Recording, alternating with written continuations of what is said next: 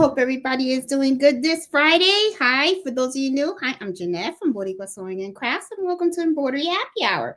So this Friday, we're going to do something a little different.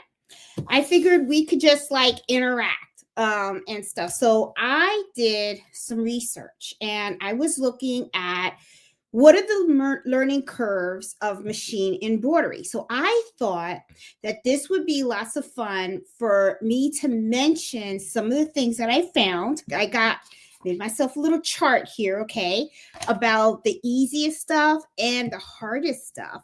And I figured, we can share in the chat as to what you have found extremely easy about machine embroidery and what have you found that has been really like difficult to learn. Like what have been your biggest hurdles, right? Because I know what mine are, and of course, I'm going to share them.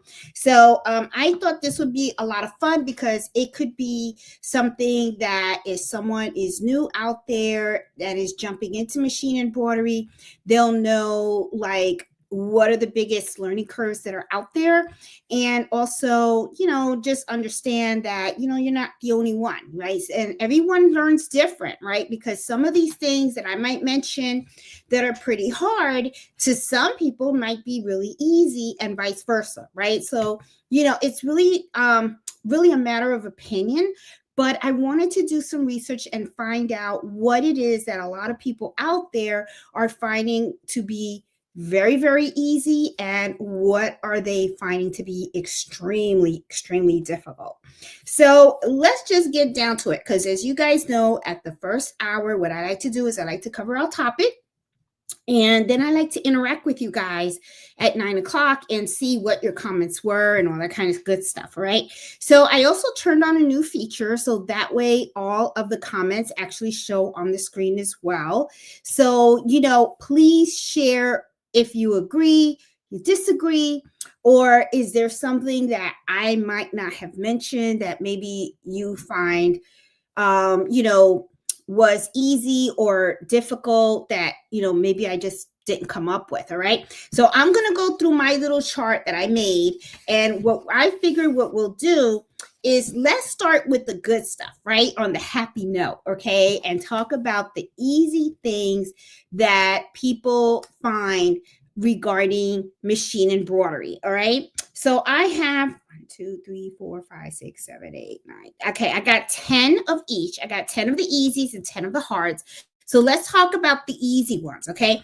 The first one that I have on my list is threading the machine and winding bobbins, okay? Now, if you have a sewing machine, it should be easy because this really is something similar. However, though, when it comes to machine embroidery, one of the things that I do say, it depends really on the type of machine you have.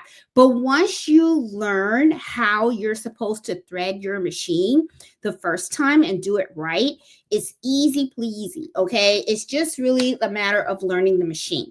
And of course, threading the machine is going to depend on the machine itself, right? So if you have a flat bed machine, you only have one needle that you have to thread. But if you have a multi-needle machine, it could get a little more of a challenge. But like I said, once you learn the machine and you learn how to actually thread the machine and know how to assign the colors to what needle and stuff, it's really simple. It's like all of a sudden you're gonna, within I think a couple of days, you're gonna know it like the back of your hand. Okay. The other thing, number 2 was hooping flat cotton and quilting fabric. Okay, so hooping can be kind of twofold, okay, because of course it says hooping flat cotton. So of course it's a flat piece of fabric, right? So very easy usually to hoop. The challenge becomes when the item that you're trying to hoop isn't really flat. Okay, there's a little bit of curve in it. There's extra fabric that's hanging. Give you an example, hats. Okay, if you have a flatbed machine, you want to do a hat, that can be kind of challenging. Certain bags can be challenging too. Like if you're trying to embroider a book bag on a flatbed machine, that can be kind of challenging too, because you got to know exactly like what's the best method to hoop something, right? But once you really start to understand how to best hoop certain items, especially items that you are embroidering a lot of, like for instance, if you're doing a bath towel, if you're doing kitchen towels, if you're doing dinner napkins, really simple to do because all it is really just a flat piece of fabric. And you can either hoop the fabric with the stabilizer in the hoop, or you can just hoop the stabilizer and just lay the fabric on top of the stabilizer and just float it. I'm usually a floater.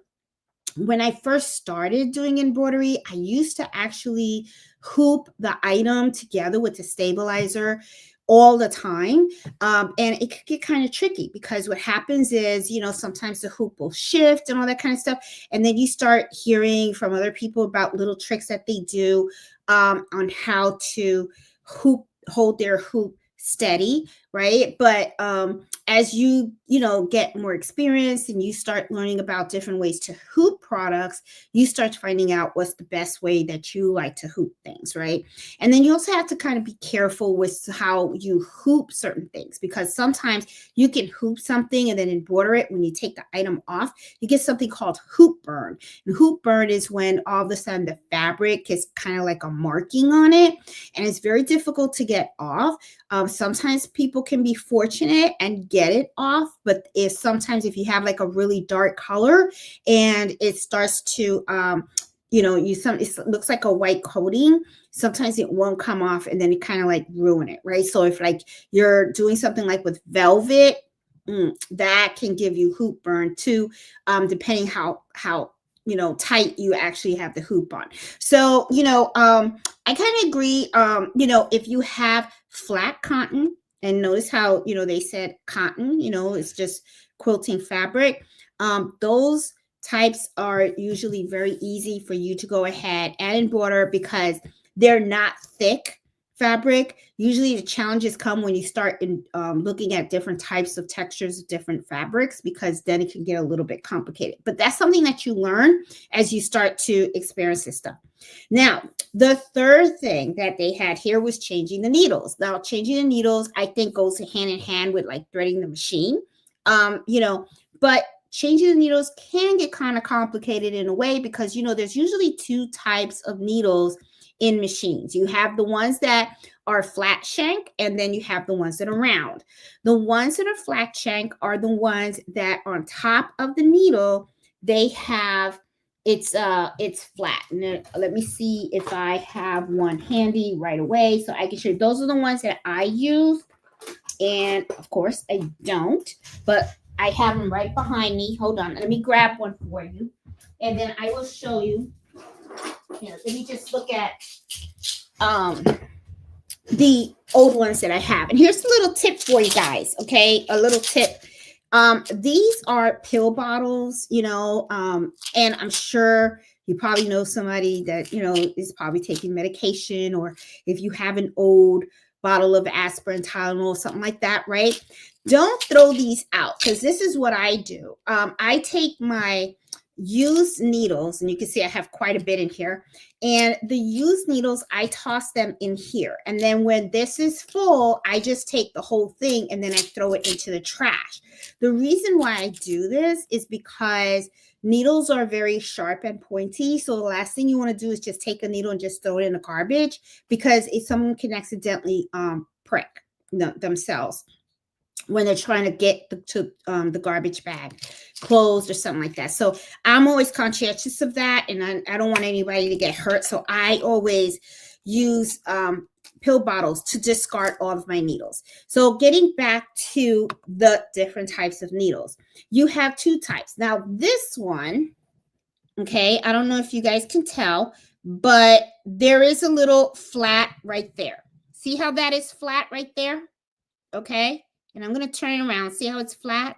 This is a flat shank needle, right? So these are the ones that my machine uses. My sewing machine, my quilting machines and stuff. It's flat shank, okay? They come in different sizes and stuff. And we're not talking about the size. We're just talking about type of needle, okay? So they have two, which is flat shank, where you have a little flat surface on the top, okay? Like I said, this has the flat surface. Let me see. Okay, that's round. See how you see it? See how it's flat? Okay. The other one is when the needle is completely round. There is no flat surface. Okay. So sometimes what happens is threading, changing your needle on your machine, especially if it's a new machine and you're not familiar with sewing machines or how needles are inserted, that can be a challenge. But like I said, it's very simple. It's kind of very similar to when you're threading your machines or winding. I've said winding your bobbins. Once you learn it, it's just a matter of learning the machine. It's easy pleasy, and then you're fine. Then it's pretty good. So I kind of like that. And I like the flash shank actually, because it's like you can't make a mistake putting these in because they only go in one way, right? So they work really great. So I really those are the ones that my machines use and stuff. I think my Juki TL 2010, my brother multi needle machines, and my SC 1900 is the one that uses the flash shank stuff. There are other machines out there, but that they use the round ones and stuff. So changing the needles, they said, should be easy. And I kind of agree. The other thing that they say that is really easy to learn when you're looking into machine embroidery is using the built-in fonts and the monograms and, the designs that come with the machine. All right. I agree. I think that is a great way to start learning about machine embroidery. And at the same time, you're not really spending any extra money. I did a video on the channel where it's like the first project on your SC 1900. And what I do in that video is I just take the design that's already built in the machine. So that way you can just do your first embroidery. And the whole reason that I liked doing that video is because what it did was it kind of gets your feet wet, right? So it's like you're learning how to maneuver around the machine and stuff, and you become a little familiar with it. So those built-in designs that are usually come with your embroidery machines, they're pretty simple. They're not very complicated and stuff like that. So when you are just first starting out, those are really great. The only thing that I say about those built-ins is that once you are no longer a beginner and stuff, you barely look at the built-in designs. Because I know I personally don't really use any of them at all. I usually go out and I purchase my own designs, or I design them myself and work with a digitizer. I do the artwork and I work with a digitizer to do them. So a lot of times what happens is I don't really even use them. Now, I'm not saying they're not of any value, because I'm sure the machines have like some great fonts and everything. Sometimes I do occasionally look through it, but a lot of times I don't really use them. I actually use fonts that I purchased myself or designs that I've also made. But it is easy to use those, because all you got to do is just pick it and put it on your design area and then just stitch them out. So they are usually very simple to do. Okay. And I'm always going to know you get a really good stitch out. Okay. Because the bad thing about sometimes, and I don't want to say bad, because you kind of like get a lot of designs and different, stuff. But sometimes what happens is if you are inexperienced and you're buying designs, sometimes you can occasionally get a bad design. And if you are not knowledgeable about machine embroidery, you can't tell, right? So you could end up thinking that the error is you, when actually it was just something that the digitizer did wrong, and you just have to reach out to them to fix it. So for beginners, I always recommend that you get your feet wet, use the designs that are in the machine so that you can get to know the machine and know how it works. And then you can start to progress into getting into other designs as well. All right. So now the other thing, pretty easy to do, which I agree, swapping out the thread colors. Okay. That is one thing that a lot of times, especially people that have flatbed machines, single needle machines, it can get a little time consuming swapping out those thread colors. Now, when you have a multi-needle machine, you still do have to swap out the thread colors, but you don't do it as often because you have multiple needles and every needle is assigned a specific color. However, though, if you have a flatbed machine, then what ends up happening is every time the machine needs to change the color, you have to rethread the needle. Actually, I look at it twofold. First of all, it is a lot of fun. I find I kind of liked it when I was working on my SC 1900 because what it is you're sitting in front of the machine, you're actually watching the whole process from start to finish, and you actually it is kind of fun because you get to just snip it and change your needle, your color of your thread and rethread the machine and everything. Now, if you have one that has like 20 colors, you could end up with a little bit of muscles in your arms because then all of a sudden you get tired of changing all of them. But what I did like is that you are watching the whole entire process, right? Sometimes with multi-needle machine embroidery, once you set up your machine and you hit go, you could end up making some mistakes because what will happen is you can accidentally assign the wrong thread to the wrong needle. I've done that. Okay. I did that yesterday with a blanket. I was like so pissed at myself, but what you're going to do, right? It happens. Or, you get too comfortable and then you walk away, which I have done too, walk away and then think that everything is fine. And then when you come back, you found out that you had a bird's nest or your tension was not set correctly on your machine. And now you have the bobbin showing up on the top, and you could have a whole bunch of issues, but because you weren't sitting there in front of the machine, you didn't catch the mistake right away. So what ended up happening was, the machine just keeps on going sometimes, and then you're kind of like messed up. You know what I mean? You're kind of screwed. So, changing the thread can be kind of therapeutic. I kind of liked it. Like I said, because I would spend the whole day in front of the machine changing the threads and stuff. But I have to be honest, since I got my multi-needle machines, I am still the same way. Okay. Even though all the machines are now threaded and stuff like that, I do always stand in front of the machine. Usually I catch the mistakes really quick. And when I don't, I kind of kick myself for it, but, I am kind of mostly in the habit of being in front of the machine, and I like watching the whole stitch out process. Okay. So yeah. So they say that, swapping out thread colors, easy to learn, which I agree. Now, trimming the jump stitches, that's something that's pretty easy to learn and stuff. I remember the first time I was embroidering and I didn't trim the jump stitches. And then I started asking the question, okay, should I be trimming the jump stitches during the process, or should I wait for the whole entire design to embroider before I go ahead and I trim this jump stitches? I ended up finding out that, for me, that it really depends on the design, right? Sometimes you can have a design where jump stitches can kind of look funky or be more difficult to trim at the end of the whole process.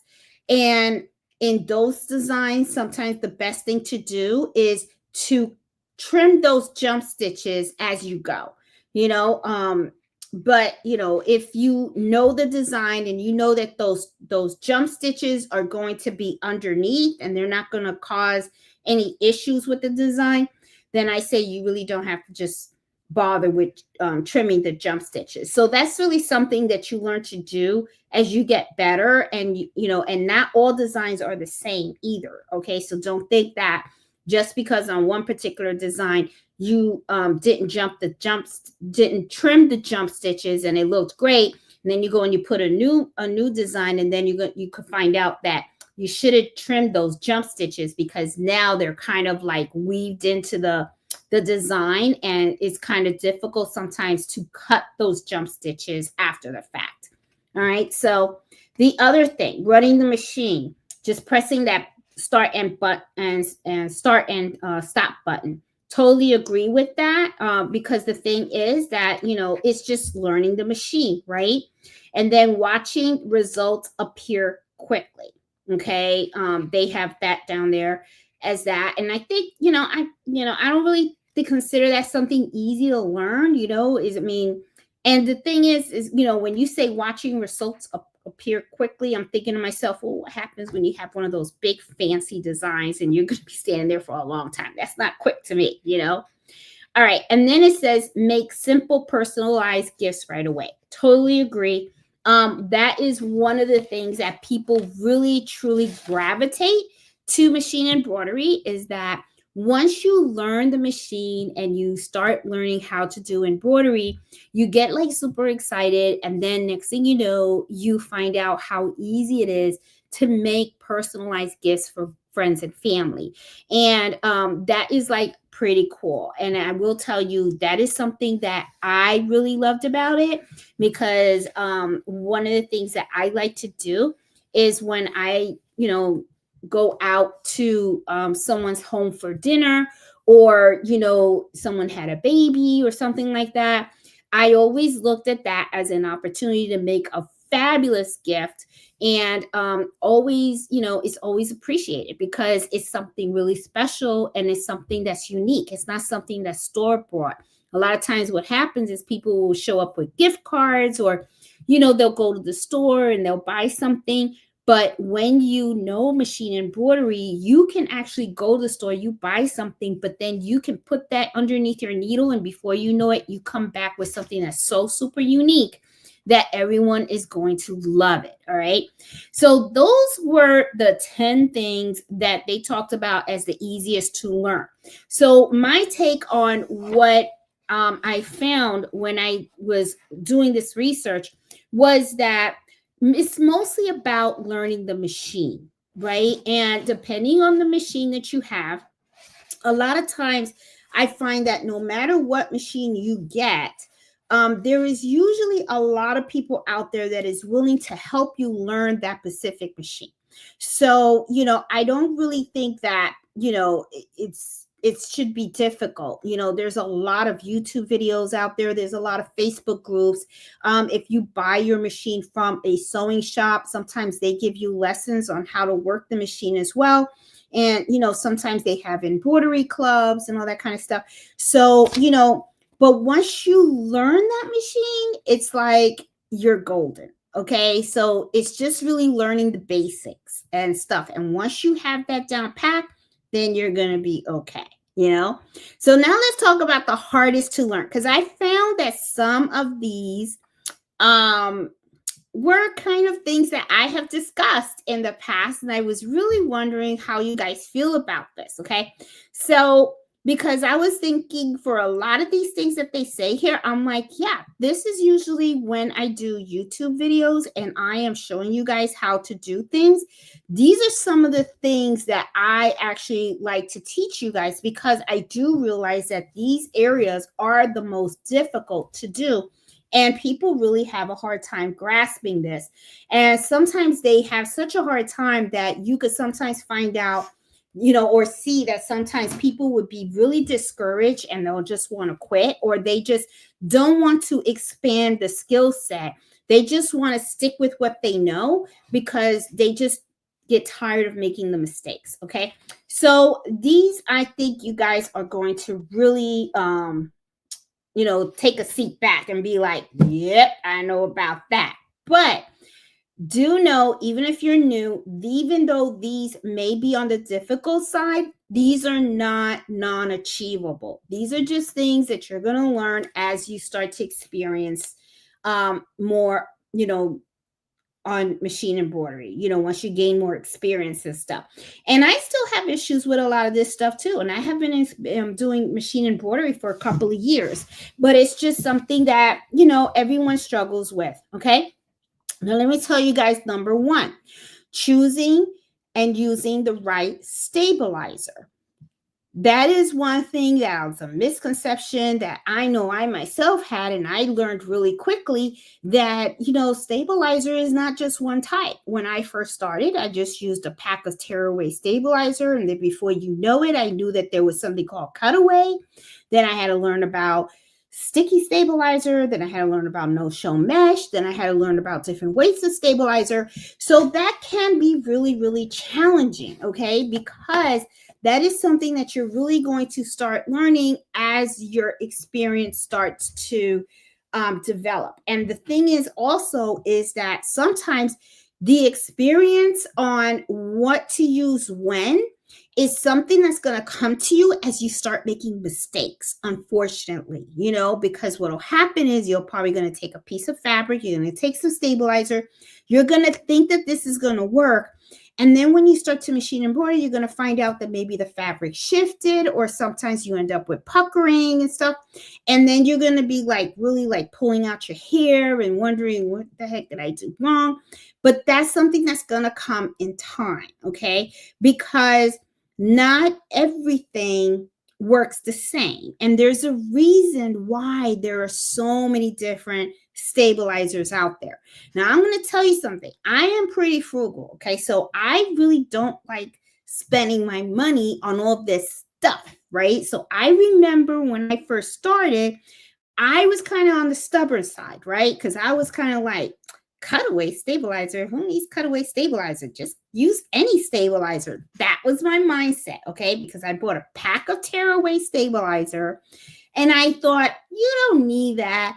They're just trying to sell you anything to get the money out of your pocket. That's Jeanette thinking, all right? So what do? I just used tearaway stabilizer when I was embroidering shirts. And guess what happened? I washed them. They came out. They look like crap because it was all wrinkly. Because, of course, what is tearaway stabilizer? It's paper. And you put paper in a washing machine, it's going to dissolve. And then you put it in the dryer, and the embroidery is going to crunch up because there's no more stabilizer there anymore. So I learned the hard way. Okay, there is a purpose for cutaway stabilizer. But then you find out, oh, there's these different types of weights of cutaway stabilizer. You got the lightweight, you got the medium weight, and then you got the heavy, right? And then you're like, well, I don't want to spend money on all of these, right? So what do? You pick the cheapest one. And of course, it's the light one. But then once you end up in embroidery, you find out that one sheet of light stabilizer, depending on the design that you have, sometimes is not sufficient. And then what I ended up doing was, instead of one sheet, I was using 2 or 3.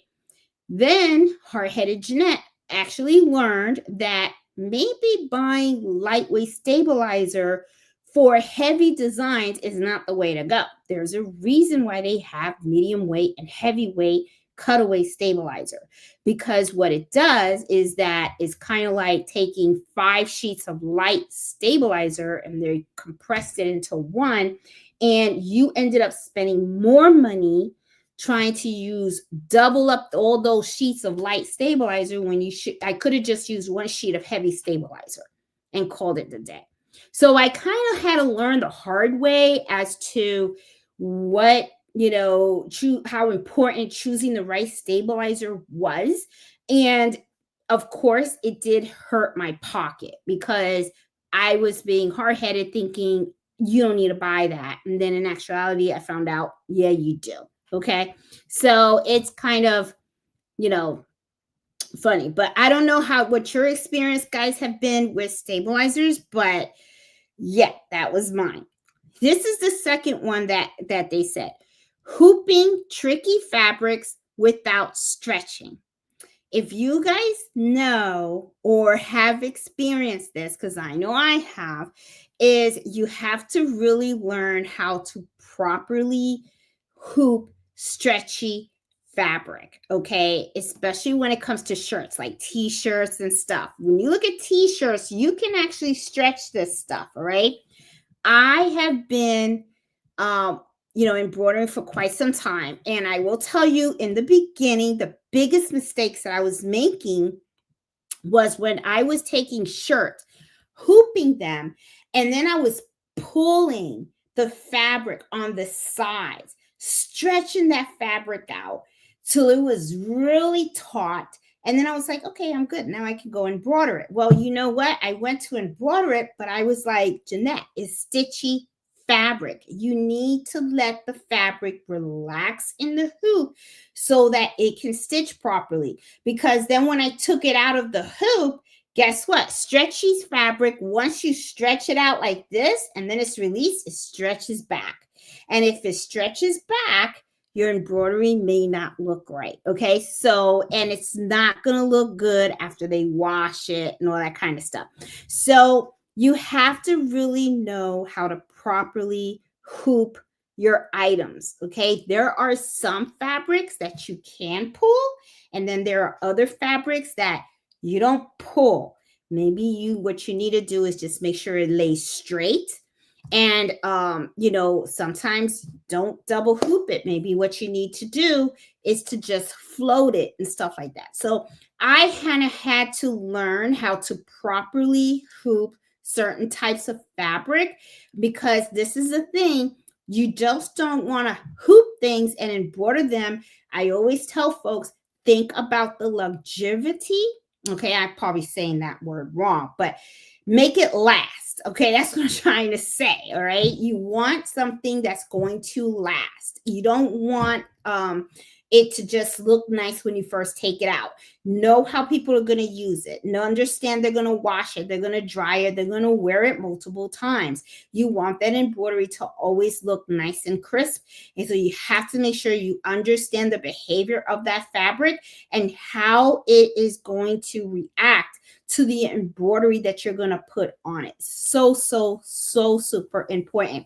But like I said, that is something that is pretty difficult to kind of learn right away. It's something that you kind of learn with experience. And sometimes as you start to explore different types of fabrics, especially stretchy fabrics, then what you're going to do is you're going to find out that it's really not that difficult. It's just learning the fabric. Okay.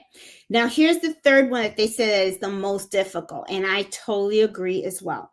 Balancing the thread tension. I see this all the time. People always come out and say, don't touch the tension. Oh my God, don't touch the tension. That's the worst thing you could do. Don't touch the tension.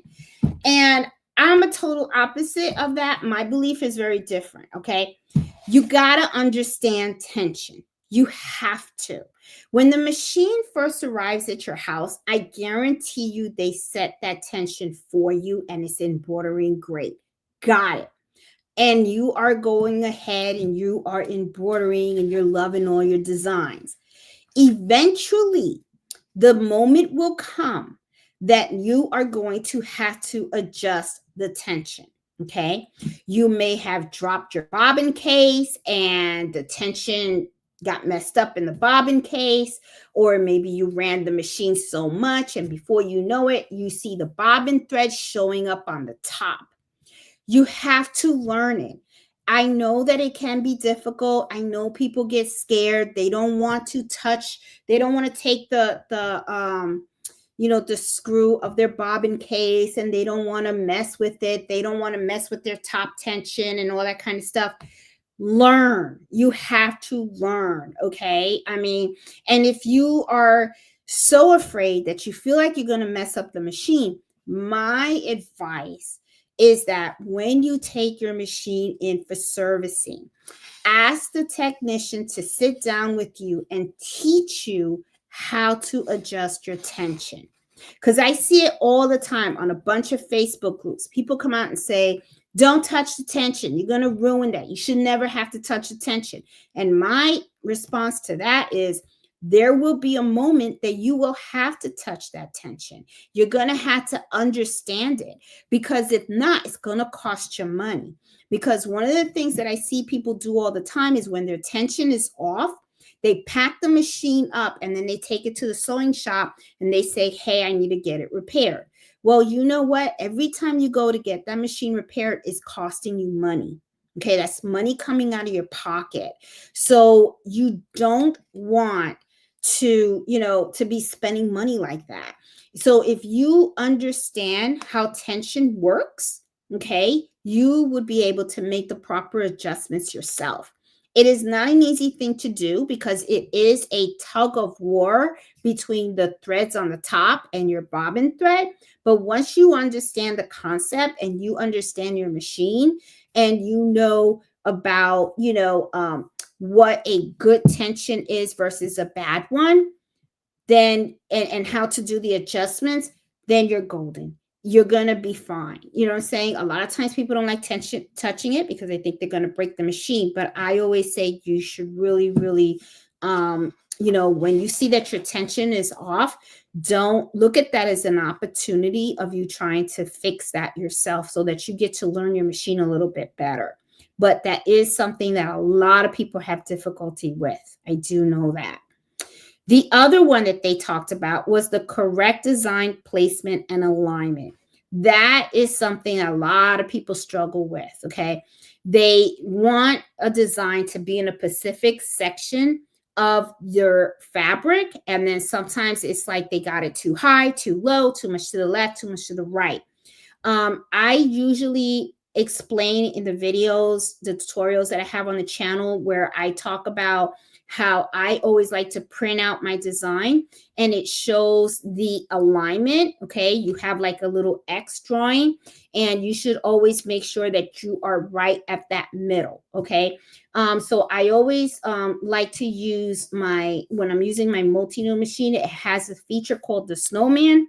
And I like to use that. So that way, every time I have it on my item, I tape it down to exactly where I need it, have the machine read it, and it stitches it right on the top. If you don't have that snowman, like my SC1900 doesn't have it, then what you do is you can still use that template and you use the crosshair and you make sure that your midpoint starts right exactly where you want it to be.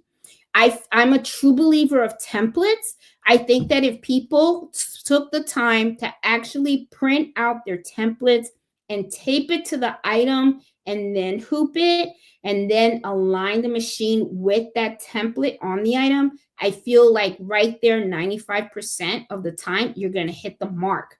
If you don't hit the mark, it's usually because you probably hooped it incorrectly or you did not align the machine to the crosshair of your design. Okay. Or maybe you just put the template in the wrong spot. So, I'm a big believer in using templates. I really think that's a huge saver because you know exactly where it's gonna go. All right. But that is a problem that a lot of people have. And usually it's because they don't know how to align their stuff correctly and stuff. All right, so let's keep going. All right, understanding, and I think I covered this a little bit, understanding different fabric behaviors, okay? Sometimes what happens is some people will come out and they'll think fabric is the same thing. Fabric has different textures. They stretch. Some have stretch, some don't. Some don't stretch. You have jeans and stuff like that, like jean jackets and everything. So you really do have to understand the different types of fabrics and how they behave with embroidery, because that's going to help you to determine what type of stabilizer you're going to use, what type of needle you're going to use, and even sometimes what kind of speed you're going to have your machine run at.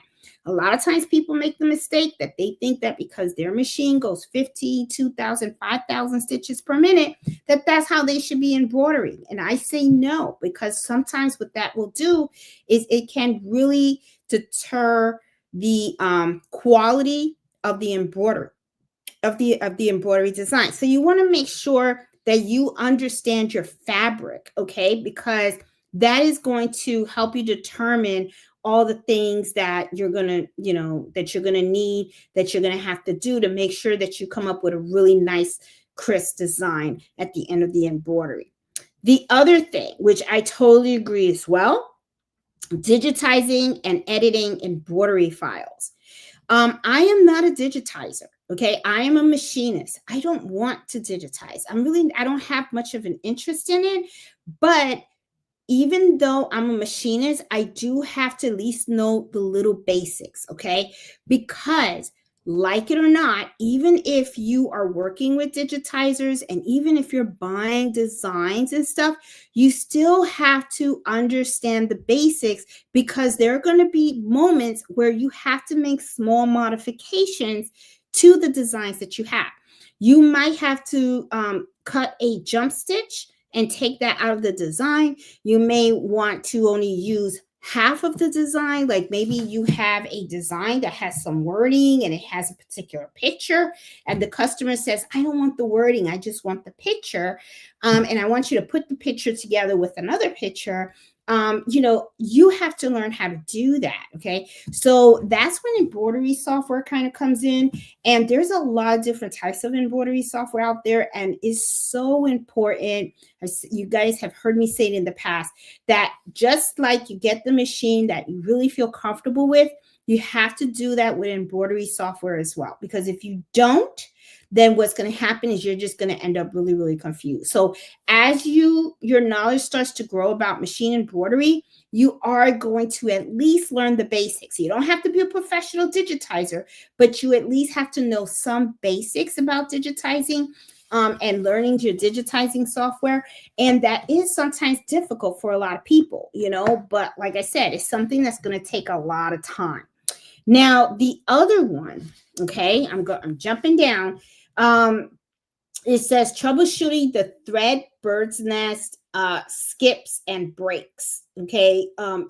You're going to have issues sometimes when you're embroidering. Okay. You're going to have to rethread your needles. Sometimes your fabric can get eaten up, and you're going to have bird's nest. You got to know how to fix that. You're going to have to, and you're going to have to, just that's something that's going to come with experience. Sometimes you can look it up on YouTube, and you can find ways to fix those problems when they come out, but it's going to be a challenge, and it's something that eventually, as time goes on, you will figure it out. One of the biggest hiccups that happened to me, which I did a video about because I was like, I know there's going to be people out there that are going to be like, oh crap, what do I do now? Was that I was embroidering, and in the middle of my design, I ran out of bobbin thread, and I had a flatbed machine. So I'm staring at this thing that's in the machine, and I'm like, how the heck am I going to change my bobbin thread in the middle of an embroidery design, right? So I actually ended up figuring it out. Okay. So I ended up, let me do a video on this, because I know there's going to be people out there, especially first timers like I was, not know what to do. You're going to look at the machine. You're going to be like, duh, like, what do you do? So it was just kind of like, so there are going to be things that are going to happen, and you're gonna like be looking at the machine very dumbfounded, like, what do I do? How do I fix this? Like, what the hell just happened here? Why did this happen here? But those are all learning opportunities. But there are also times when people can start getting discouraged, and they could come on and say, I don't want to do this anymore. This is too hard. And sometimes people will come out and say, the machine's broken. The machine's broken. It's not working anymore. And a lot of times it's not that the machine's broken, it's just things happen, right? So, but you do have to learn how to fix it. You really do. Which comes to the next one where people find the hardest is having the patience for prep. And that's true. Okay. I find a lot of people, what they do is they just want to go to the machine, turn that sucker on. They don't want to do the homework in the front. Okay. And what I mean is you got to know what you're doing, why you're doing it, and how you're going to do it so that you get the best product at the end.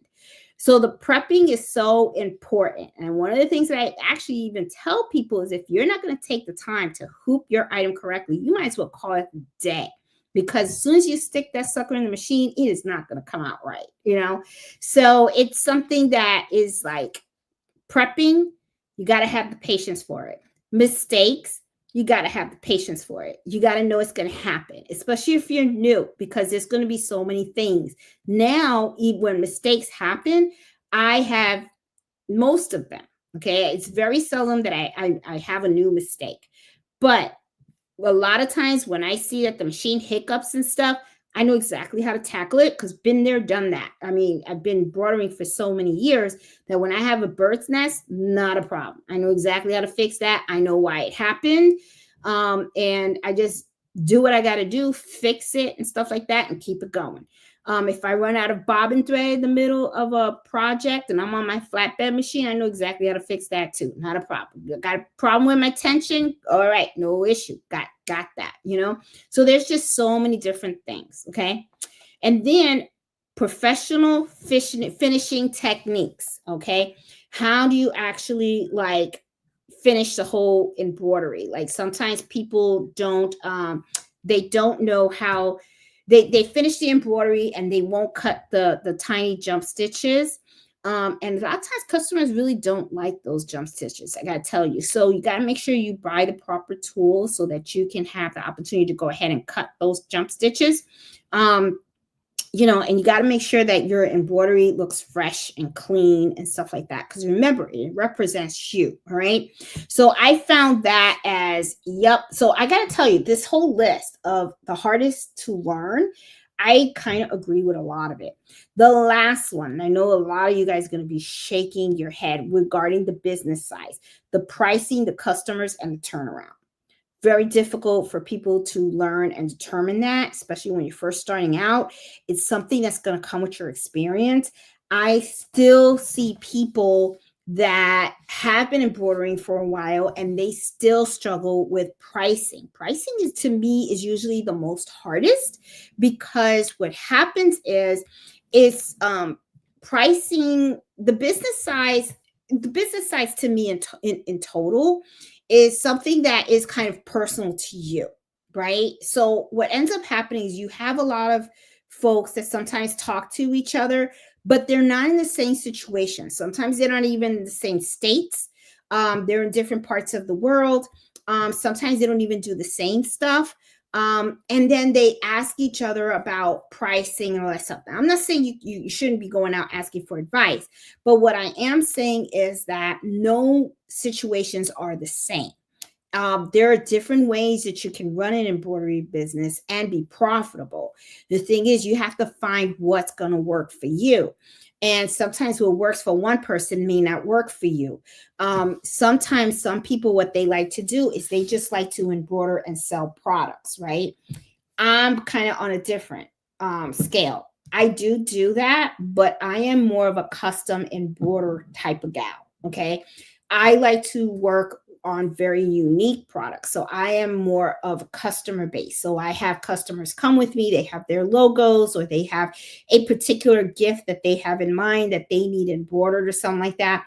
So I kind of, it's mostly all custom, right? So I'm more on the custom end. So when you do custom embroidery, pricing can be a little more difficult because I'm not selling the same stuff all the time, right? I am selling embroidery services, but every customer has a different type of embroidery service that they need from me. Some people need hats, some people need patches.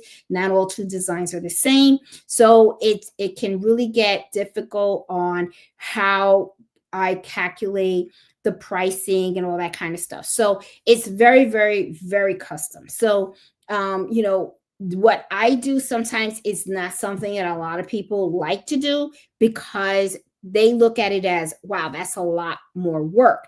However, though, I do find it that it's very, very profitable because there's not that many people that do it. And I kind of love it because what it does is it helps me up my game. Okay. So the more complicated the embroidery design is, the more of a challenge. And to me, I kind of look at it as it's an opportunity for me to really improve my skill set and really be good at what I do. So, and the way I look at it is if you take on those top jobs and you can excel in that, then when somebody comes to me with just a very simple embroidery design where they just want a name or something, that's a piece of cake. I'm like, oh, not a problem. Let me just do it right away. It's like nothing. I can probably do it with my eyes closed, even though I wouldn't. But if I have a design that's pretty complicated and I do a really awesome job, it's kind of like a pat on my back for myself because I feel, I kind of like it. I do enjoy the challenge. But at the same time, um, my reputation really, really grows because what happens is the customers, when they see their designs come to life and they know that it was a complicated design, trust me, they're going to like, they're always going to keep calling me because, and they usually do because, and they recommend me a lot because they're, every time they talk to somebody, they're like, oh, you need something embroidered. And they look at their design. They're like, talk to Jeanette. I mean, you know, you'd be surprised. You will be surprised. Your reputation really, really grows when you're really good at what you do. People take notice of that. But the thing is, you got to put yourself out there. You got to accept that challenge and stuff. And it's not something that everyone can really tolerate either, because it goes down to like patience, right? Like those of you guys that have watched me for some time, you guys know about my champion dog, right? I had to stitch that thing 9 times. And it was months. It was months of me working with 2 digitizers to get that design right. But I did it. And I mean, it felt so good to have that design solid. And it was just something like, I got this now, and now it's like, it's really cool, but that's how you grow. That's how you become really good at what you do and stuff. Sometimes a lot of people, what they like to do is they just like to, they don't want to do custom work. They just want to do like, a simple product and just put names on them, which is fine. There's nothing wrong with that. That's what, you want to do. That's okay. Because the way I look at it is, machine embroidery is very unique to a lot of people, right? Some people enjoy the custom challenge, but I always say it's not for everybody because it can be very time consuming. And, you really have to have your heart into it for you to really excel in that. Because it is more time consuming. You're meeting with the customer a lot more. You're really talking about colors because sometimes the color is very, very detailed. I've had a customer where she wanted a red, but it had to be a particular red. Okay. Couldn't just be any red, which I got it because that was her logo color. So, it's just a little more involvement in the details. And sometimes those custom designs, you use different size threads, different weight threads, different speeds at different sections of that design. Okay, because I have had designs where in certain sections I can embroider real fast, and then when it reaches a certain particular section of the design, the machine had to slow down because got to pay attention to those details, and it had a different type of needle and stuff. So it can be very complicated, but but for those folks that really aren't into that, and they just want to like, you just want to take certain products and just put names on it and stuff, that's profitable too, and that's okay. That works. I mean, you gotta, like I said, it's just like buying a machine. You buy the machine in your comfort level, you get the embroidery machine in your comfort level, and you also work on the products and the designs that you like. Because to me, what's important is that you enjoy what you do. That's what's important at the end of the day and stuff. So yeah, so anyway, so that is what I had here on my learning chart and stuff. We went through all of them and stuff. So I'm just really wondering also, like, what did you guys think about this? I mean, so I'm gonna go to chat because I want to see what you guys think. Oh my God. Oh, thank you for the super chat, Ghana. Thank you so much. I appreciate that. I didn't see it because I was on full screen. Thank you for the super chat. I just saw it. Aw, I appreciate that and stuff. But anyway, I wanted to, share this because I want to see what your thoughts are, because I was like, embroidery can be such an adventure. It really can. And stuff. And Donna, thank you so much. I appreciate it. Thank you. And so, but I really want you to know, what do you guys think about this? Like, I mean, what was easy for you, what was hard for you and stuff. Please put it in the chat because I really want to see what people thought about. And also, and I'm really interested to know what was really the hardest for you guys. Let's have a conversation about that because I mean, there's just so many things that can be hard and they can actually be discouraging for people too, and stuff. So, it's kind of like, and that's the thing that makes me sad too, is that sometimes when I see people very discouraged and I hear people tell me, oh, I got the machine and I put it in the box. And I'm like, that's an expensive uh, piece that you just have sitting in the room. It's like you're supposed to enjoy it, use it. I mean, even if you don't want to make gifts for anybody, right? Make something for yourself. Go buy a t-shirt at Walmart or something like that. And then buy little pretty designs and stuff and do borders on it. I mean, I remember at the show and tell at Susie's quilt shop at the embroidery club, a lady, she bought a shirt and she just bought borders and she embroidered the borders right on the shirt and it looks so cute. It really, really did. I mean, it was so beautiful. I think she did it for her granddaughter or something like that. So, there's just so many things you can do. And sometimes when I was looking at the hardest things to learn, and I was thinking, that's when people come to cross these snags, that's when they get discouraged. And next thing you know, the machine's back in the box and they don't want to take it out. They don't do anything. So I'm just wondering, what do you guys think? I mean, I just kind of like, but to me, I tell people that's when you join an embroidery club. Okay, so that when you run into snags, you can ask someone, and people can help each other, and that's when you join a Facebook embroidery group or something like that, so that people can help each other out and stuff. So I'm gonna go down, say hi to you guys. Hi, ABT Marketing. How are you? Hey, Bardino. How are you? How you doing? Mello went with Dad. Mello's in the other room with Dad sleeping and stuff. He was here a minute ago behind me, but now he's with Daddy right now and stuff. So, hey, Deidre. Oh, can't wait to see what's in store for us this evening from Lake Ridge. Hey, Deidre, how you doing? Let's see. Bondito, enjoying the unusually cold weather. Don't know if it should turn the heat back on. It's cold here too. It is really cold. And so I've been wearing my sweatshirts and my sweatpants already. You believe that? Hey, Jackie, how are you? How you doing? Oh, is my mouse working? Okay, there you go. And I see Cindy in the house. Good evening. How are you? Finally here, the work week drag, but we have a 3-day weekend. We sure do. Mrs. The Grind, even though she's living it up in retirement.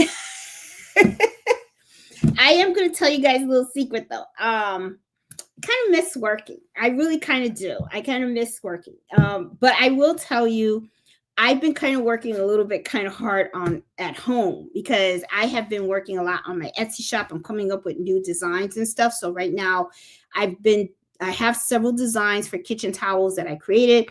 Now I'll probably start on Tuesday because now I got to test stitch them out. Okay. And hopefully they come out really nice. And if they do, I'll be taking pictures of them, posting them on Etsy. If not, then I got to reach out to the digitizer and see if we can make some modifications to the designs and stuff like that.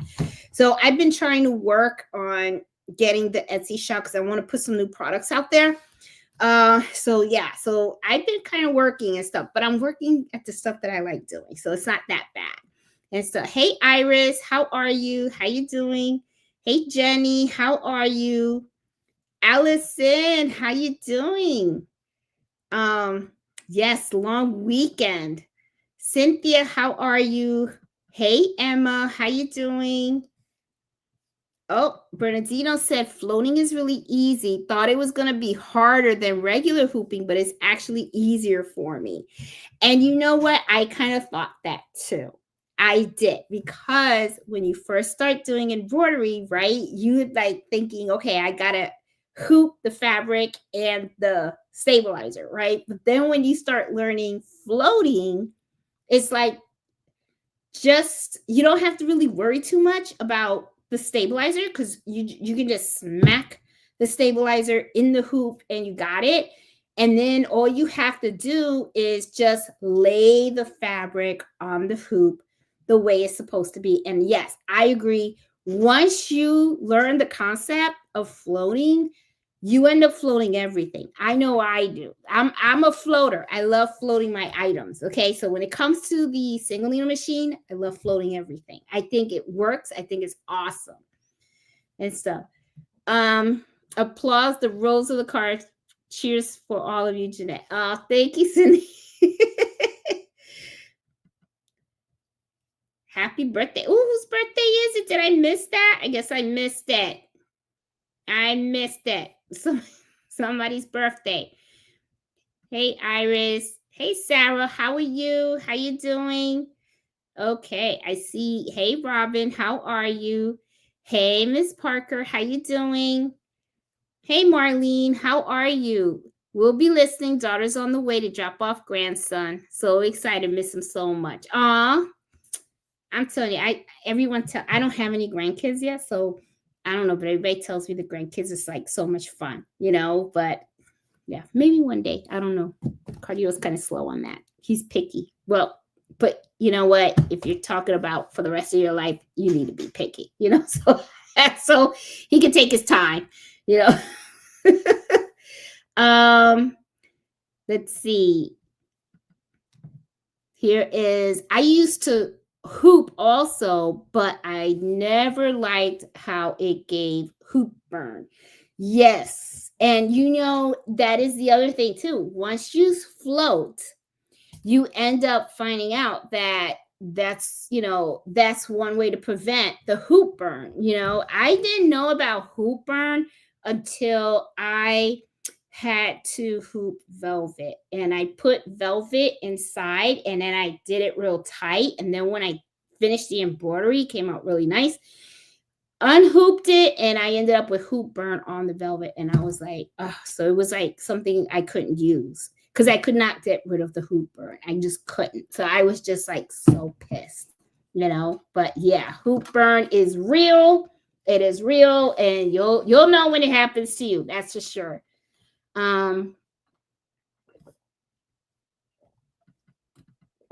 Hey, Angela and Stitches, how you doing? I am enjoying retirement. Kind of working a lot though for the embroidery and stuff.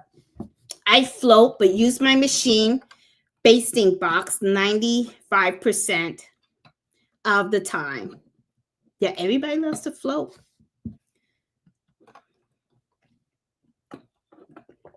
I put in basting box manually. I never heard that term basting box. I'm going to look that up. I got to find out what that is and stuff. Does anyone here own a pulling machine and know how to like it? I know the Crafty Puerto Rican does, Iris, and she likes it. She actually has, look her up, the Crafty Puerto Rican. She actually did a couple of videos with the pulling embroidery machine. She really likes it. I was, they reached out to me for an affiliation, but I have so many machines. I don't need another machine. So I was like, nope. But I guess, I don't know if she's affiliated with them or not, but I know she has one and she likes it. She really talked about it and stuff. So Iris, she really seems to have liked her machine a lot. And I don't know what hoop size that is, if it's a 6x10 or something like that. And everything. I never bothered to ask about the hoop size. I probably missed out on an opportunity then if it's a 6x10, because I do sometimes want a bigger hoop because of in the hoop projects and stuff. But but I know she has the pulling embroidery machine. Hey, pretty eyes, how are you? How you doing? Eartha says, I use a pill bottle also at home and at my job. Yeah, I'm telling you guys, great tip. This is a great tip, great way. All these needles are old needles that, I use. And don't forget, you got to change your needles. 8 hours of sewing, toss it out, okay? Because that's another thing. A lot of mistakes that people make is that they use a needle and they use it so much the needle becomes dull, and then they want to know why their embroidery looks bad. Looks bad because you have a dull needle, and it's going to, you know, shred your threads and all that kind of stuff, and it'll make bigger holes on your fabric. It's not going to look right. So make sure you change your needles. A lot of people don't like changing their needles, but I'm like, it makes a difference. You have to change them, you know. Bertle deal, they offer pretty decent. Yeah, yeah, I know the cracky Puerto Rican has one, and she likes it. She really does. Um, oh, glad to see so many of you here. The family's growing. It is. Our family is growing. And so, oh, I see Nancy's in the house and stuff. Yep, cracky Puerto Rican. She liked the first one so much she bought a second one. She did. I like, oh wow, so good for her. So she got, I didn't know she had two. I did not know that. Okay.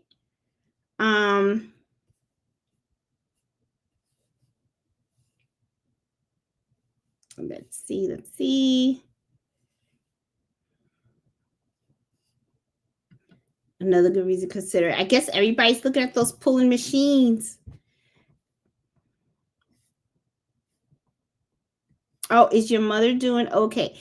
Yeah, my mom is doing better. Oh, here it is. Nancy's giving a report. She spent the day with her and had to pick up her meds. She's doing okay.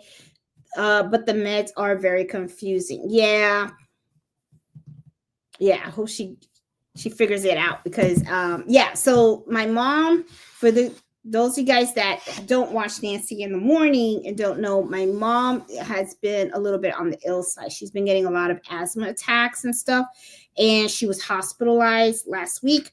And I'm hoping that she gets better really, really soon, because you know we plan on doing the sewing and quilt expo with my mom. My sister is planning on flying out with her, and she's going to stay with me for a while. I got a feeling that my mom's going to stay with me for a couple of months and stuff, because I think the weather in Puerto Rico is probably, you know, we're guessing, we don't know. We're gonna see how it goes.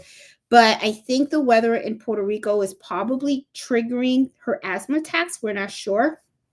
But the doctor said that it could be weather related. So she's going to be staying with me for a while, and which I'm pretty excited about.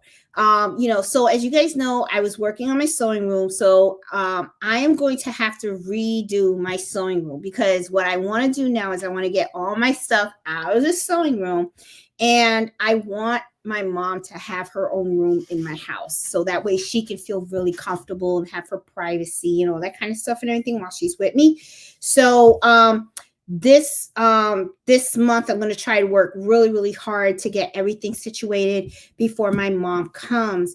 And then I'm going to do a sewing room for myself downstairs. So I don't need an office anymore because I'm not working anymore. So I can get rid of all that stuff and just have, I'm going to turn my office downstairs into a nice, beautiful sewing room. So that's the plan. I'm going to get rid of everything that I have down there, and then I'm just going to move the stuff from up here. I'll have to hire a moving company too to move some of the furniture for me, because it is kind of heavy, and you know, I don't want Fred to break his back and all that kind of stuff. But yeah, but I want my mom to have her own space when she's here, so she's very, very comfortable, because I want her to feel like this is her home.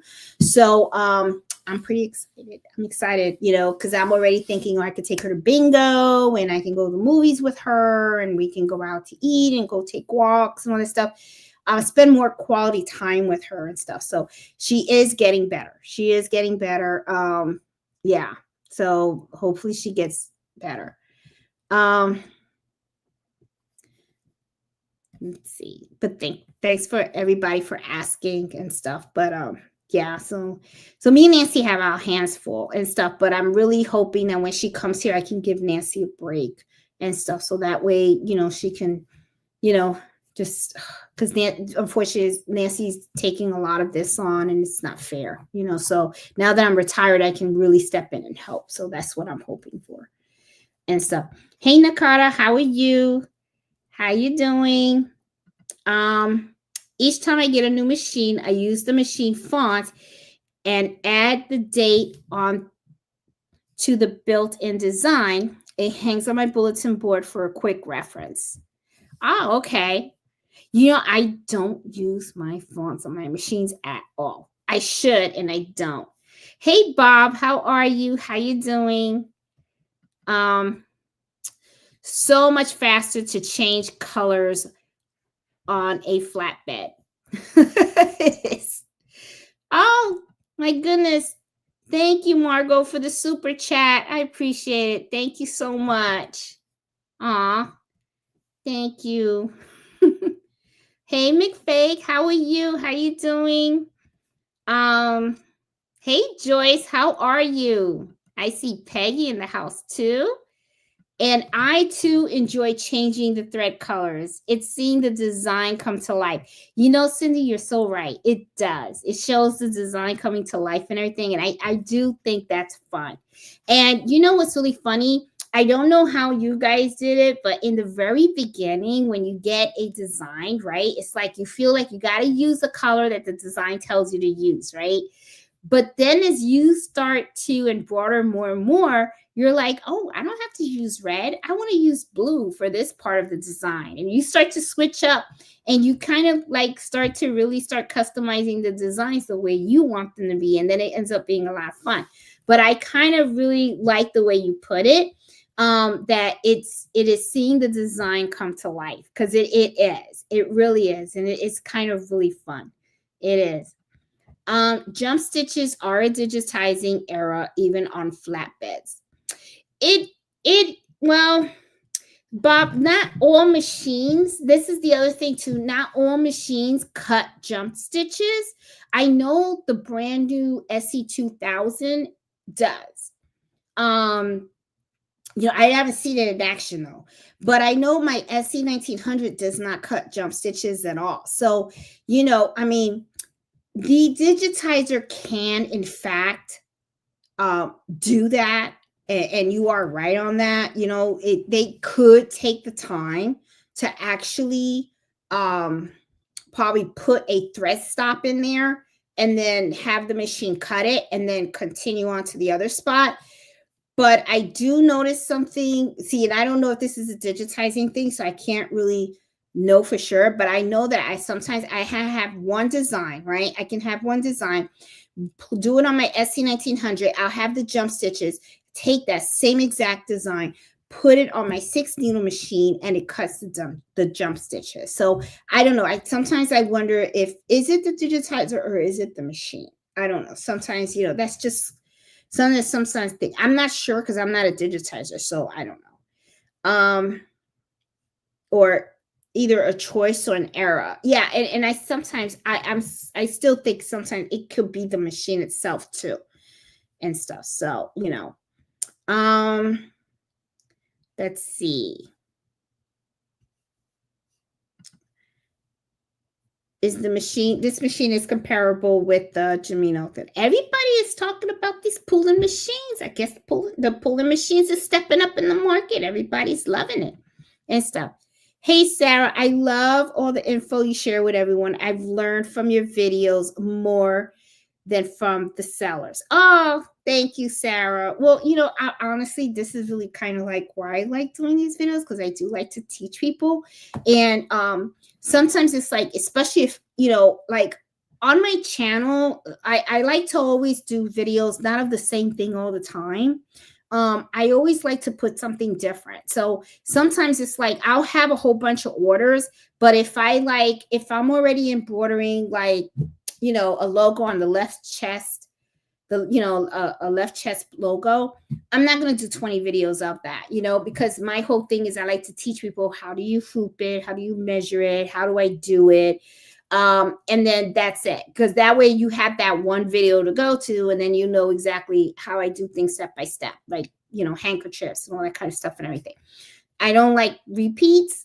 I don't just want to put videos just to put videos. I actually want to put them so that they're valuable. But I'm glad, Sarah, that you said that, because that means I'm doing it right. I'm doing it good, because I'm meeting my purpose. I am. Hey, Customs, how are you? How you doing? Welcome to the chat. I have a friend that cries when she embroiders with my Gil. She has a Barina. I heard those are really good machines though. And the rest of us has brothers. No one can help her. I am pretty excited about the embroidery club that I am hosting at Susie's Clothes Shop because Cindy, she has Barina machines. And I will tell you, a lot of the folks, the members of the club, they actually use Barina machines and they rave about them. So I am pretty excited about trying one of those machines. So it's, I mean, she probably should join maybe a Facebook group or something that does Barina so that way she could, learn and stuff. And yeah, so maybe that's something that she should do, but depending on the machine that she has, and stuff. But I know a lot of people that bought Barinas and they just love them. Cindy brought a Barina. After a week, I couldn't stand it. No matter what I tried, it wouldn't work. Really, Iris? Wow. Okay. Everybody where I'm at in the quilt shop, they just love it. They just love it. Marina, oh, that sucks. Most people don't know my flatbed. Oh, the Husqvarna. Yeah, my girlfriend Robin has that. Mentioned it to a couple of people, and they thought I was talking about a chainsaw. No, I have a friend that has one of those machines. She likes it. She really likes her machine and stuff. Hey Janet, not sure if it was you yesterday talking about signing up for the $15,000 grant. If not, someone's using your face, saw your name on Messenger. Yeah, I think there's a scammer out there, Cynthia. I think there is. I mean, yeah, but no, I'm not signing up for any $1,500,000 grant or anything like that. Nope. Trust me, it ain't me. But I know there's somebody out there that has stolen, I think, my picture and all that kind of stuff. So I'm like, what are you gonna do? Wow, make sure to report them. Yeah, I would say that. But see, I have not found them. So I think they blocked me. So I can't see the Facebook group and stuff. But yeah, I mean, hopefully somebody does report that person, but it's not me. I have an Accord that sews and can't be driven like a Honda. My first, Iris said her first machine was a Husqvarna. Yeah, my girlfriend does that. Thanks for spending time teaching us. Oh, you're welcome. Oh, I have a Dog Angel Fund I constantly donated to, and they had someone clone their page and try to scam legit donors. Was able to help get the page closed down.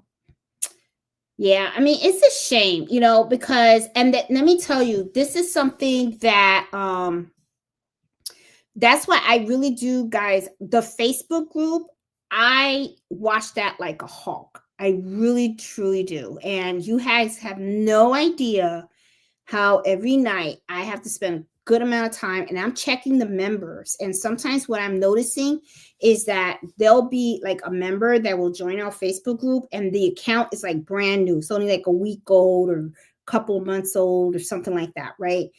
And to me, my rule of thumb is if an account is no more than 5 years old, and I also check the profiles to make sure that they're legit and stuff like that, or at least look legit and stuff.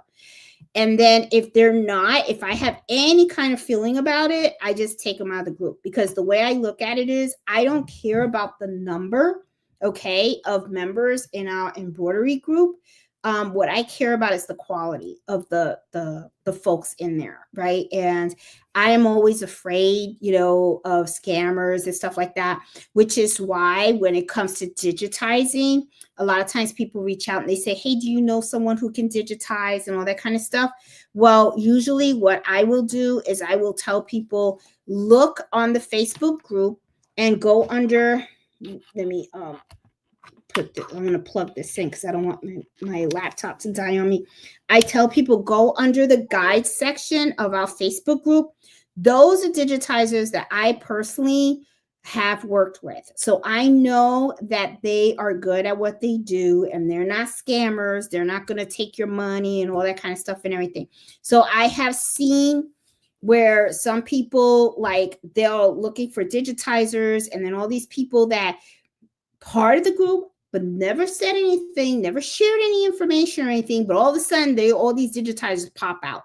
But I will tell you, whenever that happens, that's an opportunity for me to like relook at those profiles and kick them out, because I'm kind of like, no, we're not doing that.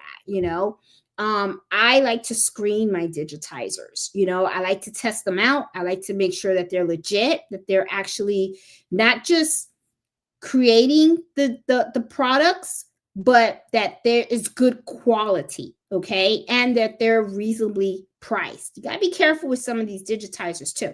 Now, one thing about digitizers is that everyone has different price structures, right? And sometimes a digitizer will charge a little bit more depending on the complexity of the design, right? Which that makes sense, right? Because if your design is more complex, of course they're going to charge you more. But I have heard of people that are very outrageous with their prices, and I don't like to do that, because that's like price gouging, and I'm kind of like, no, we're not doing that. So yeah, but some people are awful. I know they are. I don't think Jeanette would endorse something like that. You damn right I won't. No, I don't do that. You know me well. Make sure you report it. Yeah, please do. She's a pretty tough girl. She's still trying. It's my first choice when shopping. I decided to get a brother as the number spoke to me. Brother Gil. Yeah, I mean, I have to admit, I just chose brother because I had the SC1900. It was easy to work with. I really did like the machine. I really did. I thought it was really simple to use. I really liked their customer support, and I liked the amount of videos. Well, there really weren't any videos out there on how to use the SC1900, which is why I did the playlist for it. But I found that it was a really decent machine. And then when it came to the multi-needle, I really liked the brother. I really did. So I was kind of like, okay, so yeah, I do like brother machines and everything, but I really want to try one of those Janina machines, because that's what she has in her shop, and I really want to get my hands on it just to learn it and stuff. I find understanding stabilizers and which to use and when is the most challenging. Yep, Marina, that is it. That's something that you eventually learn through trial and error, and you start to learn as you understand fabrics. It's not easy. It really isn't. It really is not easy. If I knew what I know now, I would have chosen anything but really. It's an amazing machine, but closest repair shop is 2 hours away, and they don't let anyone but authorized dealers repair. See, okay, and that's the thing that I tell people when it comes to these machines, because a lot of times people are saying, oh, I want to get this, I want to get that. That is such an important part of what Berdino say is so true. Every brand new machine has its bells and whistles, and sometimes you gotta really watch out for these sales pitches, okay? Because sometimes what happens is they're gonna promise you everything under the sun, and then when something happens, you got an issue. Okay, you can't get it repaired, you can't find the parts, or they don't want to support you. And this is the thing. Sometimes what happens is companies, they will support you like maybe the first 1 or 2 years. My question is, how are you going to get the support for that machine 5, 6, 7 years from now? That's the thing that I have. that I have an issue with. And I've heard of people that had issues with certain machines, But this is the other thing too. That's why I say I tell people I don't push any machines. You got to make what's the best decision for yourself.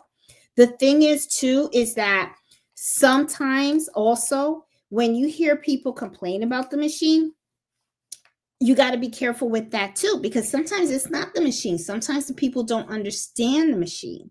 So you don't know. You know what I'm saying? It could be a defect on the machine, or it could be that the person just doesn't understand how to use it. Because you got some people that come out and say, this is the best thing. And then you got other people that say, this is crap. So, that's why I tell people you just got to really research well and try to figure out what works for you. You really do. You got to do that, Hey, baby giant, how you doing? Couldn't even find one online to do self-repair either. See? Aunt Nancy is calling it the night. Yeah, she had a big day. She got to go back to work tomorrow. Oh, no, tomorrow's what? Saturday. Oh, my God. See, that's what happens when you're retired. You don't even know what day it is. Yes, don't forget to like and subscribe if you like the information that I shared with you guys. Thank you, Miss McFake. Yep, Nancy's going night-night. Let's see. When you see my Berdina 1090 die, had to wait 1 year for it to be repaired. The dealer said it had to send it to Switzerland to get it fixed. Ooh, I would have been pissed. I would have been mad. See, that's why I kind of like my brother machine, because and that's the other reason too that I want to go to that repair shop so bad and learn. I really want to go to, because that way when something breaks, I can fix it, because I went through the whole program of learning how to fix these embroidery machines. So if something goes wrong with the tension and stuff, which I am saving all my pennies for, so that's why thank you so much for the super chats today, because believe me, I am saving every money that I can get my hands on, because I want to go to Texas and I want to take that class, and I want to learn how to break down these embroidery machines and rebuild them from scratch. That way I can learn how to fix all the issues, because that is so important to support. You have no idea. I tell that to people all the time. That is something that the number one thing I tell people is, how are you going to get that machine fixed? Is that company really going to be there for you? Do they have a good reputation? Look up those companies and do read-ups on them. If you see complaints about them, read the complaints and stuff like that. You can usually tell, and stuff. So, look them up at the Better Business Bureau and all that kind of stuff, do your stuff, And Marina says, I am slow at design placement. Reason 101, Reason 101, why I should never have a business. When you get really good, then you will get there. You will get there. And Marina says, I love printing my stuff off. It helps so much. And, a lot of people don't like doing that. A lot of people don't like doing that, Marino. I've heard people go, oh, I don't want to waste the ink on the paper and stuff. And I'm thinking to myself, okay, well, then, all right, don't waste it. But if you place it wrong, then just now you wasted a blank, right? So now, when you put the shirt on and stuff and you see that the logo's like, you're going to be like, it's like, now you just wasted a good shirt. So to me, I always tell people, so what's worse, right? Like, okay, so you didn't want to spend 2 cents on printing out a template, but you prefer to risk a $20 shirt, or let's say you got the shirt wholesale, okay, so $8 or $10 shirt, you prefer to waste your money on that. So yeah, I mean, it's like, I see that all the time, that people just don't want to print out the template. And then they embroider it. And then when they take it out of the hoop and everything, they put it on. They see that the logo's all too much to the left, too much to the right, it's crooked, whatever. And I'm like, should have did the template, but it's like, you know. And Cindy, hey Debbie, how are you? How you doing? Cindy says always print for placement. I always do. And even in my videos, you guys see, I always print the template, even if it's just a simple name. Okay. I always like to print the template, put it on the item, and call it the day. And if I don't have the template, I scan it, because on my 10 needle machine, I have the camera, so I can scan it and it'll show me exactly where it's going to go on the product. So, it's so important, because once you start stitching and it's done, you're talking about thousands of stitches. It's going to quite a bit for you to unravel all that, Hello, beautiful queen and family. Hey, Miss Joyce, how are you? How you doing? Still learning about switching threads on the machine memory. Yep, it's a process. Every day is a learning experience. It sure is. Let's see. Hey, Ghana. YouTube is my best. And now chat group too. Yep, it is. On Embroidery, in the program, printing, after printing, you can check the crosshairs and print alignment. Yes. And it shows up when you print the copy before you sew it. Yes. And I have a video, guys, on the channel on showing how to do this and stuff. And, I love it. I really, really, really love it and stuff. And Gana, thank you so much for the super chat. I really appreciate it. Thank you. That's going to go towards my trip to Texas, so I can learn those embroidery machines. I enjoy watching embroidery. Thanks. The hiccup that got me once was the foot came loose. I noticed the noise and the second shut down and called it the night. Morning came. I saw the problem right away. A phone call came in when setting up the project. I have been tightening the foot when the call came in. So your foot was loose.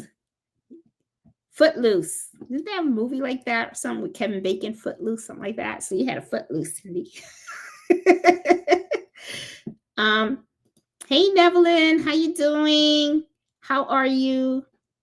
Learning your machine definitely takes time, but if you hang with it, it's a great feeling and makes the stitch out so much easier. It does. And you'll be so proud. You'll be so proud and stuff. Oh, I like tonight's topic. Oh, thank you. Thanks, Nevelyn. Appreciate that. Oh, my biggest challenge is learning in brilliance. I know that I need to make time, but it's also the challenge too. Yeah, Jenny. And, it's still a challenge for me as well, because, I don't know everything in brilliance. And I watch Lisa Shaw, and sometimes I have to still look up YouTube videos on how to do certain things in brilliance. When it comes to certain things, especially on the digitizing side, that, like moving nodes and stuff like that. Oh, that like goes shoot right over my head. And sometimes I get a little frustrated, but yeah, it can be frustrating. It really can be, so it's like, so I find your information invigorating and enlightening. Oh, thank you, Sarah. I'm a lightweight in the business area, so I don't have much practice to deal with the public. My problem area deals with stabilizer issues.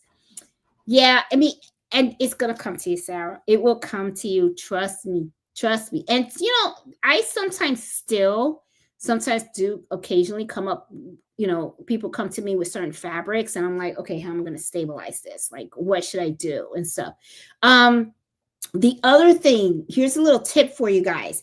If you ever have like a project that you're working on, you're really not sure about the stabilizer that you should be using and stuff like that, Google it. just Google it. Just, look up, look at the material, right? If you have like a shirt or something like that, see what kind of material it is. Like, is it a poly cotton blend, or is it 100% cotton or something like that?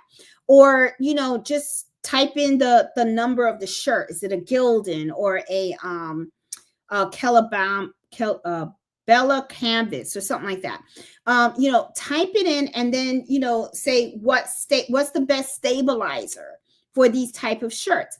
That's how sometimes if I'm not too sure, and but don't like just take what you get out of Google and run with it. Okay, because remember, there's more questions you got to ask yourself, right? You got to say, okay, I already know the type of fabric that I'm working on, and it's saying to use this stabilizer. But then the next question that you have to ask yourself is the embroidery design. Are you using a dense design? Are you using a light design? Is it big? Is it small? Is it heavy? You know what I'm saying? What kind of weight thread are you going to have?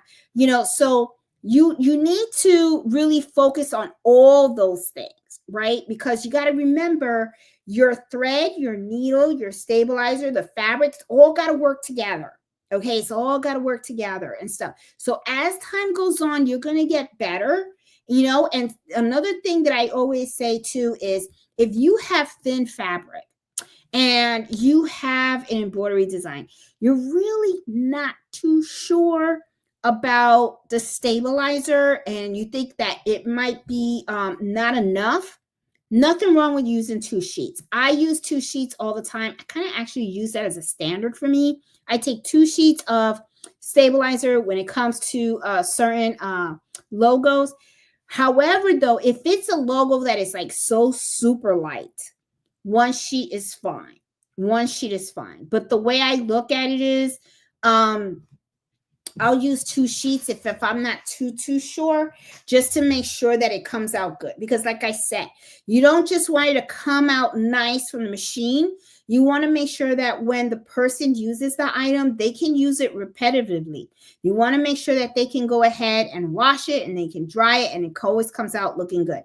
And don't hesitate of giving folks one of these cards. And I've told you guys, get care instruction cards. Okay, how, because remember, embroidery is different. Okay, embroidery is different. This is something that you're adding to a product. Okay, not everyone knows how to care for embroidery, so sometimes you got to educate people. Okay, they're going to think it's going to look like that all the time. Well, it will if you care for it properly. Okay, so you got to make sure that you educate it. So, but this is something that will all come in time, and you guys will learn and stuff like that. Yes, loving this session. Oh, thank you. Oh, I think I skipped. Bernino said, I wish I would have gotten in Brilliance. Ended up getting Hatch 3.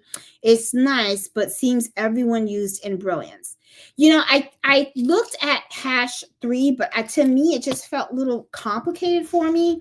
And this is the thing too. Hash 3 doesn't run on the Mac. I don't know if they have a Mac version now, but I'm a Mac girl. And Brilliance was really the only thing that I saw that worked on a Mac. And I did not want to go out and just buy another laptop.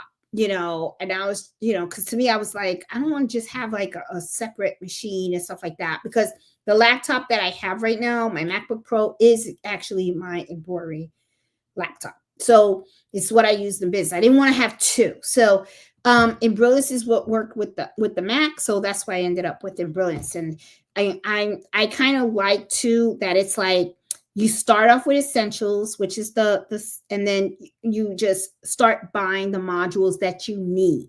Okay, you don't have to buy all the modules, so you just buy the module that has the functionality that you want and stuff. So to me, it kind of worked out for me. But I hear a lot of people, especially digitizers, I hear they like Hatch 3 and stuff.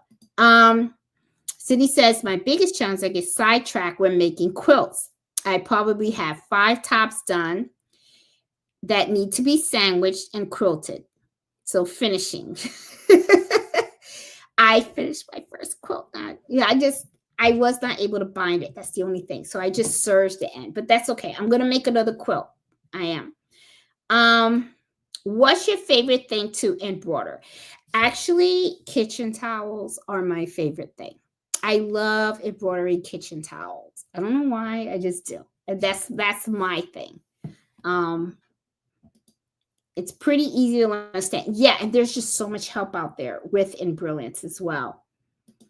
Oh yes, quilt. You think it would be easy. It's all just squares, but tried making my nieces some baby blankets and they are not that great. Yeah, and I did my quilt for my cousin for Christmas and there's so many errors on there. I can't tell you, but you know what? It's all right. I mean, I did it, you know. Some of the corners joined but not matching. Yep, same here. Same thing. Love embroidering for my 3 grandkids. My husband wants nothing embroidered. You know what's really funny too, Sarah, is that my husband got like season tickets for the football games, right? Because he's a big Commanders fan. So now I've gone to football games. We went to the preseason games, but you have to get like those stadium bags, right? So one of the things that I did was I embroidered the bags with woods on it on stuff. So it's kind of funny though, because sometimes my husband like has certain things and he wants me to embroider them for him. So he sometimes gets a little like not annoyed, but he's like, you always embroider them for everybody, but you won't do it for me, and it's not that I do it on purpose, but it's just that I'm like, yeah, I can embroider that for you. But the thing is, I get my paying customers and I gotta do their orders first and stuff. But yeah, but my husband does like embroidery and stuff. So a lot of times I do like certain things for him and everything. So yeah. Wow, the sky is dark and lightning everywhere. Oh, so you guys are probably getting some rain over there and stuff. Hey Sharon, first timer here. My friend you recommended your channel. I am forever grateful. Oh, thank you. And welcome. I'm glad you're enjoying the videos and stuff. Thank you. Hope join us every Friday. We're here. And if you have questions and stuff, need help with anything, just let us know. Okay, Sharon, we'll be happy to help you out and stuff. But thanks for joining. I appreciate that. Hey Rita, how you doing? Welcome aboard, Sharon. You won't be disappointed. Janice will acknowledge a great community here. Yes, welcome, Sharon. Look at that. Everybody say welcome. Everybody say welcome. We got a new member. I think the basting box is where you base close the edge of the hoops. Oh, okay. All right. Okay. Yeah. Okay. The basting, the thing. Yes. Well, I actually like those because Sarah, I feel like that actually does help with things shifting and moving. There have been, guys, a couple of times where I took it out because I just didn't want to do it. And then my fabric shifted. And then I'm like, okay, great. That's where now I know why they I should have left that alone, So yeah. So yeah, the basting. I totally forgot about that. Yep. And so now another thing too is sometimes what people do, Sarah, because I was going to click, but then I just thought about this. Sometimes what people do with the basting box is they use that as a way to hold the topper on top of the item. Okay.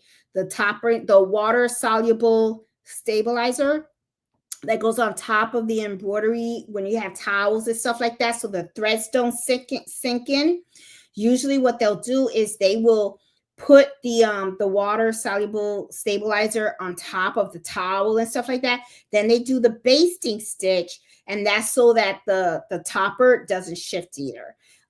Yeah, so and that is usually when I like using that and stuff. So yeah. Their biggest hoop is 9.5 by 11, which is pretty good for the price.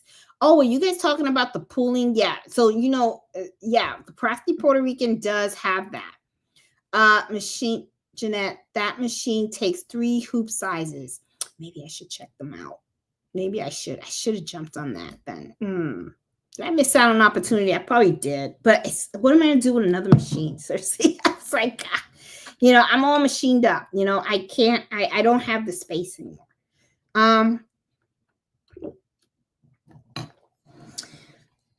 Debbie says the key to flowing is to make sure to keep stabilizer in the hoop taut.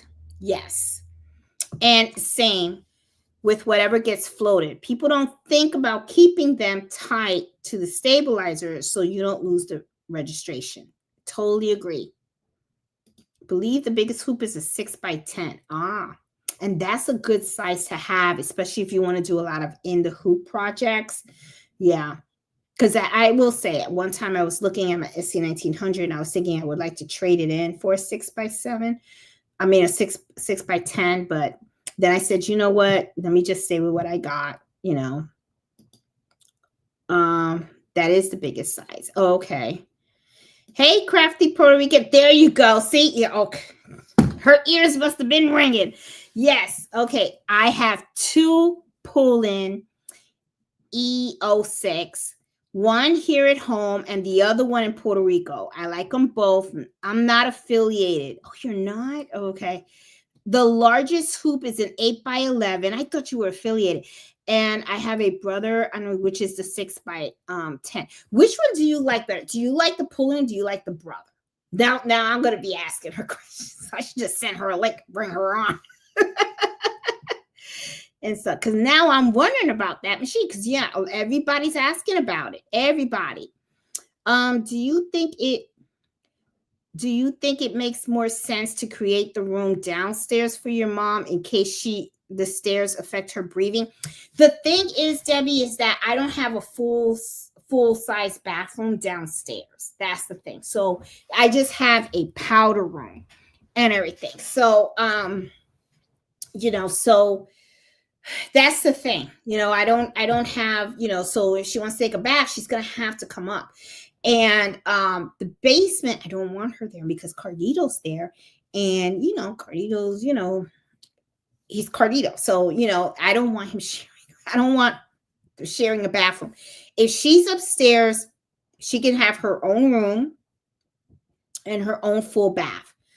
And nobody's rushing her up the stairs. So if she wants to go real slow up the stairs, she can go slow up the stairs and stuff. And it's not like, when mom comes here, a lot of times, like she doesn't go up and down the stairs all the time. It's like she'll get up in the morning and then she just goes downstairs. And, and then we just hang out downstairs all day and stuff. The only time we actually come up is when it's nighttime. So I don't know. We'll see how it works. If it doesn't work out, then okay, then I'll just have to switch it. I'll just have to get a moving company back, and we'll just have to do like you said. The bedroom will have to go downstairs, and then I'll just have to figure out the shower situation or something like that, or maybe, I don't know, get a chair lift or something, maybe, I don't know. We'll see. We'll work it out, and stuff. But yeah, it's challenging and stuff, but we'll figure it out and stuff. But I didn't think about that, because you're right about, the staircase and stuff. We'll just have to see. We're going to have to definitely see and stuff. Margot, thank you so much for the super chat again. I appreciate it. Thank you. Hey, McFade. Yeah, so she said both. Okay, she has both, and they both cut the jump stitches. Okay. Cutting jumps on a flatbed is a digitizing color stop. Okay. So it's only relevant for files specifically digitized for flatbeds. Otherwise, it's inconvenient on multiple multi-unit machines. Okay. I change the color on my machine if I see a jump stitch. I don't really change. Oh, that's a good idea, but it makes the machine stop, cuts the thread. Then I push continue with the same color. Very good. That's a neat trick, Rita. I did not even think about that. Awesome. There you go. You can trick the machine. I like that idea. Guys, take out those notebooks and just start jotting that out. That was a good trick.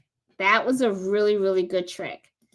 And Margie says it's 98, 96 in Texas here. Okay. You can mod me for your group if you want. I can't promise any degree of dedication, but I'm constantly finding people who need to be booted. Oh, then you know what, Bob? Yes, I'm going to reach out to you because I do need help, because I really want to make sure that the Facebook group stays safe. So I am definitely going to reach out to you for you so that you can help me monitor it. Thank you so much for volunteering. I appreciate that. Yeah, that's nice. Yeah, and you know, Bob, I think you live close to Richmond. I'm wondering, are you going to go to the Sewing and Quote Show? Because I would love to meet up with you if you are and stuff. Let me know and stuff if you're going to be there and stuff, because I think that would be like so cool for all of us to hang out and stuff. Often the person who asks for a digitizer is a scammer too. Yep, I noticed that. It's like they feed off of each other. It's like someone will ask for that, and then the other one is, "Oh, I just embroidered this. What do you think?" They'll do that. That sometimes is a scammer as well. So yeah. Bradino said, I have noticed your Facebook is the most clean I've joined in a long time. Most other pages are littered with supposedly, yeah, they are. They really, really are. And that's the thing. I am all about the quality of the group, because I want people there that are actually going to help each other and, give and take and stuff. I am not, I'm not, like I said, I kind of feel the same way like I run with my embroidery business. It's all about the quality. I don't care about the quantity. Okay. Because to me, it's like, why have 20,000 or 40,000 or 50,000 members in your Facebook group and the group has no value? Okay, it's not helping anyone. All it is a bunch of people trying to scam each other. That to me is not. If it's small, because if the group is small, then let it be small. I prefer it to be small, but it's a group of folks that are really interested in learning embroidery, are really helping each other, and no one, and everyone feels safe. That's what's important to me, that the value is there. If you have like a bunch of stuff like that, like, that to me, it's like, it's not worth it. It's just not, nope, it's not. Cindy said, I got a new Facebook request to join. I got a new Facebook request to join from what looked like you just the other day. Yeah, guys, I think there is somebody out there that stole my picture, and I agree. Please report that. Okay. And I'm going to see if I can find that person too. But I think they blocked me, so I can't find them and stuff. What is your Facebook title page? It's called Embroidery Happy Hours Adventures. That's what it is, Cindy. The average price for a digitized design, I have to move to rural India or something to be worth the time and effort.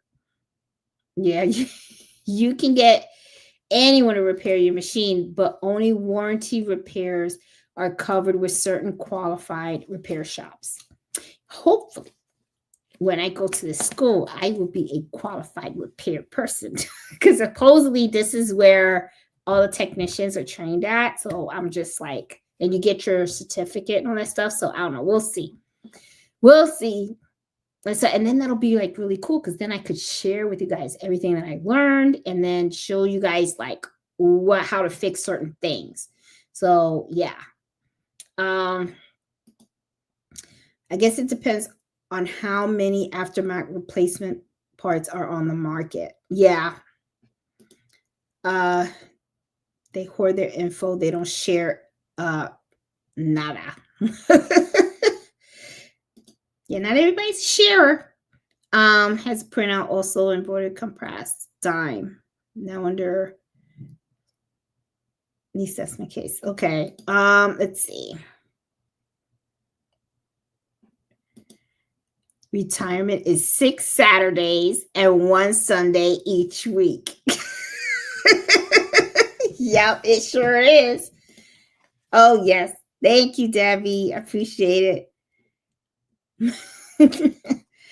Have a brother ULT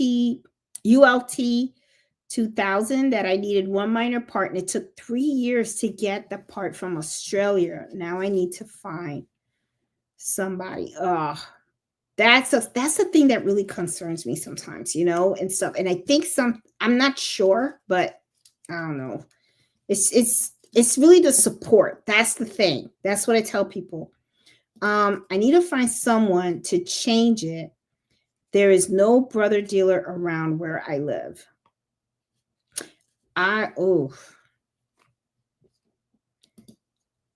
Yes, it's Footloose. Yeah. Once I sold my embroidery foot into my project, caught it before any damage. But man, I was spooked for a long time. There's a lot of crazy stuff that can happen. Hey Angela, how you doing? I use the hooping station and rulers and print out the design. I still have problems with the bottom of the design being unleveled. It takes practice. It really does. I made key tags for all my husband's tractors. He was impressed. Thanks, Robin. I almost cried when I floated my test fabric and bubbled after I took it out. I realized the screws on the hoop was loose. See, that's all the stuff. And you know what's so funny? These are all mistakes that you're going to always, that's really, I don't know. I know some folks, you're going to get pissed off because you'll be like, should I screw it up? This and that. And then, but the thing is, that's how you learn. Because I bet you now McFake knows, like, okay, I really have to screw this hoop on correctly because then it can get all messed up, So it's all, and did stitches.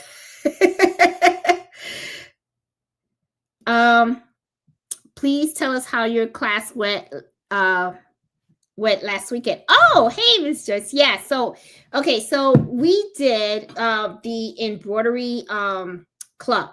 Thanks for asking. Anyway, yeah, the sewing Susie's Quilt Shop is in Manassas, Virginia. So I decided that what I want to do is I want to teach, and I want to teach in person. So we are hosting the embroidery club at her shop, and I'm doing it the third Wednesday of every month. So last Saturday, it was just all introductory, right? I just went, I met the folks, and I just introduced myself and everything, and it went really, really well. I wanted to get a feel for the room, and I wanted to see everyone's different levels of expertise. Now, I will say, there was all types of levels. There were people there that had been embroidering for a very long time. And then there were some folks that were so brand new to embroidery and really were just interested in learning. So, I think what I'm going to be doing is I'm just going to just, pick a machine from the shop, and we're going to practice and work on some projects, where I can teach folks like, this is what applique is, and let's do a design in applique. Let's talk, because some folks were like, oh, I want to learn applique. Other folks were telling me that they wanted to learn about knockdown stitches and emboss files. So I wrote that all down. So I was like, okay, so 1 month let's do nothing but applique. And then the next month, let's talk about emboss files, when to use them, when not to use them, and stuff like that. So I really did like the atmosphere. I thought it was like so super cool. Some of the folks that watched me on Friday night and stuff were there as well. And I thought that was like really awesome that I got to meet some of you guys in person. And it was a lot of fun. And I'm really looking forward to all the months of getting together and teaching, and and it's like really cool because then it's like everyone has like show and tell. So I think the show and tell is a lot of fun. So I think what I'll probably do is I'll say, okay, I'm going to teach you guys how to do applique, and then hey, for next month, let's practice applique, and then next month when we meet, let's do show and tell, and let's show each other the applique that we worked on and talk about what was hard, what was not hard, and what did you learn and stuff. So I really am going to enjoy running this embroidery club because I think it's going to be really awesome. So that way people can really learn from each other and build friendships, because a lot of times, when you're into sewing and all that kind of stuff, sometimes you just don't, your friends don't sew or anything like that. So I kind of really like that we are meeting together in a nice place, and and I'm pretty excited about it because she has like so many different embroidery machines, and I get to play with them. She even has the Avenir there, and I was just like, that's like the top line, and I haven't touched it yet. I've walked by it several times, and people were laughing because Susie was like, sit, and I'm like, no, I don't want to touch it yet, but I do want to play with the machine and figure it out and stuff like that. But I'm going to have the opportunity to try the different machines. And I figure while I'm doing the embroidery club and trying the different machines out there and everything at the same time, I can tell you guys what I think of them. Is this something that I would consider or not, and try to learn about the functions and stuff like that. So I really had a wonderful time. I thought it was so cool. Everyone there had, like I said, super nice. Everybody, brings something different to the table. And I think it's going to be such an awesome, fun group. So if you guys are in the Northern Virginia area, you're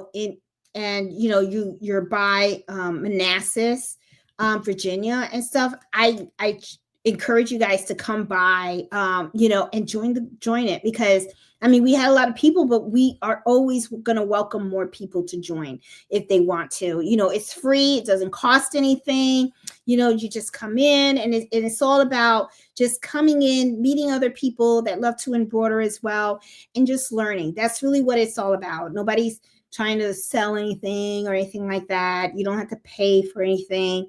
It's just, I'm just donating my time to just teach people and stuff like that. So, it was a lot of fun. It really is and stuff. So where is it? Bob, it's in Fredericksburg, Virginia. So I don't know. I don't know if it's that far from you and stuff, but it's the Sewing and Quilt Expo. And as a matter of fact, you just reminded me too, I'm going to put that information on our Facebook group, so that folks can sign up if they want to. I totally forgot to advertise it. But I will put it. It's in Fredericksburg, Virginia and stuff. So I'm going to be there Friday and spend the night at the hotel Friday night. And so I'm taking classes Friday and Saturday. And then a bunch of us is just going to, we're the plan is that hopefully folks that can go, we're going to meet up Friday. I'll probably take a picture of one of the quilts at the expo and then tell everybody, okay, we're going to meet up at around 5:00 or 6:00, something like that. And then we'll go out to dinner and have fun and stuff, so, but it's going to be in Fredericksburg, Virginia and stuff. So it'll be pretty cool. Link me. I'm right by Richmond. Oh, okay. So I can see. Okay, cool. That would be so cool. I know the Crafty Puerto Rican is going to be there too and stuff. So it'll be like really cool. You get to, just, for everybody to meet and just have fun and stuff. I've been so used to my brothering machines for a while. So the pulling was something to get used to at first. They are easy to learn, especially if you have worked with other embroidery machines before. Yeah, she really seems to like it. Yeah, it's in Fredericksburg. Yep. Okay, that's one. So I don't know, maybe. Okay. But I'm going to post the stuff just in case anybody else wants to join and stuff. Make sure that your Facebook and your YouTube are backed up. Ages ago, YouTuber was hacked and lost access to all their stuff. Yeah, well, okay. I'm going to have to make sure about that too.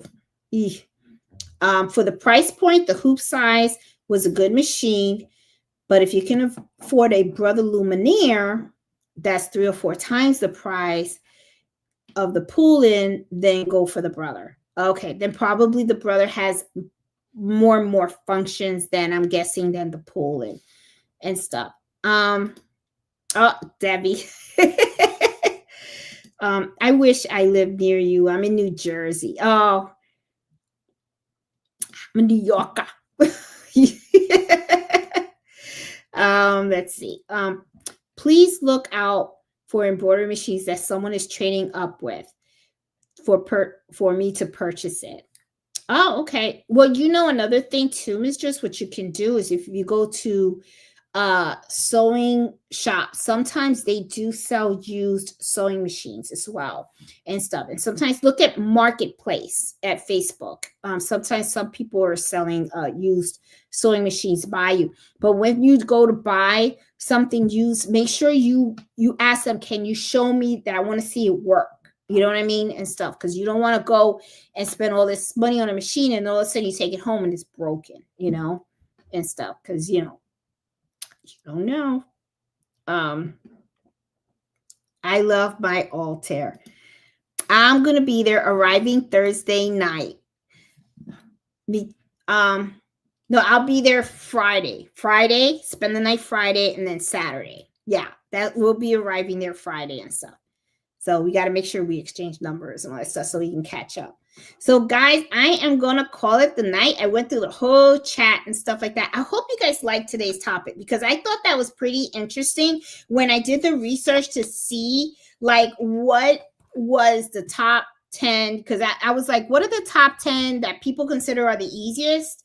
And then what are the hardest, right? So that way you kind of get an idea of what most of machine embroiderers find easy and difficult and stuff. And it's kind of funny because especially when it came to the hardest to learn section, a lot of that stuff I was able to relate to because I was like, yep, that took me a while to learn. That took me a while to understand. So it's pretty legit. I think it was pretty spot on. And from all the stuff that I see that you guys put out there too, I think you guys kind of felt the same way too. So it's kind of interesting how, it's not unusual. It really isn't unusual. And I really think the takeaway of all this really is that these are really things that anyone that is new, and even not even new, even if you have been embroidering for quite some time, there are areas that you're still going to probably have little struggles in here and there, right? It's just stuff that really is difficult for you to understand, especially like the pricing, right? Not everybody prices the same way. There's different methods of it, and depending on locality and stuff like that. So, it really was interesting to find out, especially, where people stood, what their opinions were on what was the easiest and what was the hardest and stuff. So I hope you guys found that all interesting as well and everything. So guys, I am going to call it the night. It is a long weekend. Enjoy Labor Day. Enjoy your 3-day weekend. Enjoy your machines. If the weather is really, really nice, I don't know how it is out in Florida and stuff. I think some places might be raining or whatever. I know here in Northern Virginia, it hasn't been that sunny, but it has been really pleasant. And I've been walking around and just enjoying this weather a lot.